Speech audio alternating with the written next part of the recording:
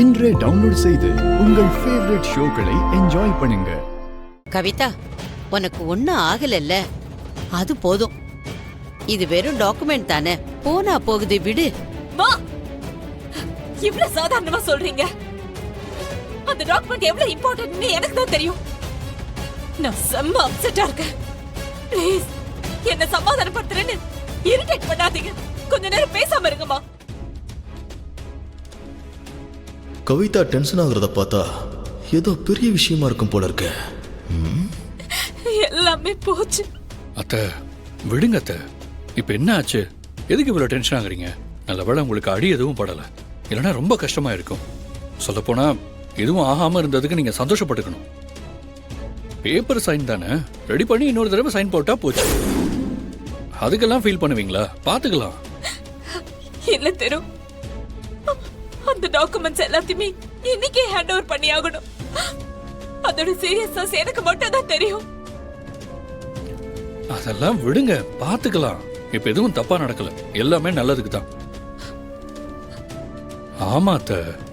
என்ன தெரு, நீ இப்படி சொல்ற? அத்தா என்கிட்ட சைன் வாங்குனீங்களே, அது என்ன டாக்குமெண்ட்? தெரு என்ன திடீர்னு இப்படி கேக்குறா? ஏதாவது தெரிஞ்சிருச்சா? நம்ம சந்தேகப்பட்டது சரியா போச்சு. இதுல ஏதோ கோல்மால் இருக்கு, அதனாலதான் அவன் மறைக்கிறான். உங்களை தான் அத்தை கேக்குறேன், என்ன டாக்குமெண்ட் அது? அது வந்து நம்ம ஜாப் ஆர்டர் கொடுக்கிற கம்பெனிக்கான டீலுக்கான டீட் டாக்குமெண்ட் பேப்பர். அவ்வளவுதானே அத்தை, அந்த டீலை கேன்சல் பண்ணிருங்க. கவிதா, திரு, என்ன பேசுறேன்னு தெரிஞ்சுதான் பேசுறியா? உன்னால எப்படி டீலை கேன்சல் பண்ணிடுங்கன்னு ஈஸியா சொல்ல முடியுது?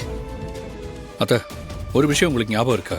நான் அந்த டாக்குமெண்ட்ல சைன் போட போகும்போது 2-3 தடவை தடங்கல் ஆச்சு. நான் அப்பவே யோசிச்சேன், இப்போ நீங்களே தடிக்கு விழுந்ததுக்கு அப்புறம் இது பெருசு பண்ண வேணாம்னு சொல்றீங்க. இப்போ மறுபடியும் அதே மாதிரி தான் ஆகுது. இது நல்லதுக்குன்னு நினைச்சுக்கோங்க, இந்த டீலை கேன்சல் பண்ணுங்க அத்தை. என்ன திரு இப்படி பேசுற?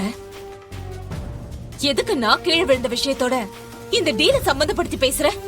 அப்படியெல்லாம் எதுவும் இல்ல திரு, இது பெரிய டீல். இப்படி சிம்பிளா வேண்டான்னு சொல்ற? அத்தை வேணாம்.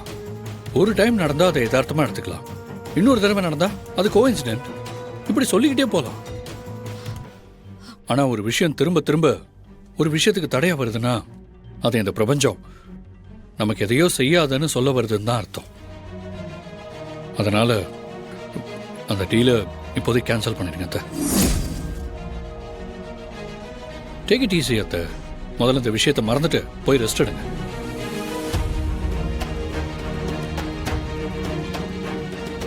பாத்தியா கவிதா, திருவே சொல்லிட்டான்.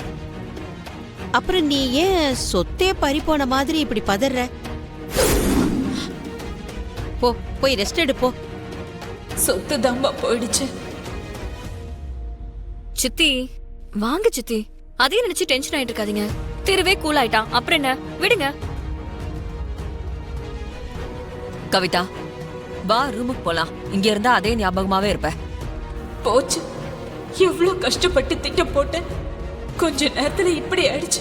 இது எப்படி நடந்தது?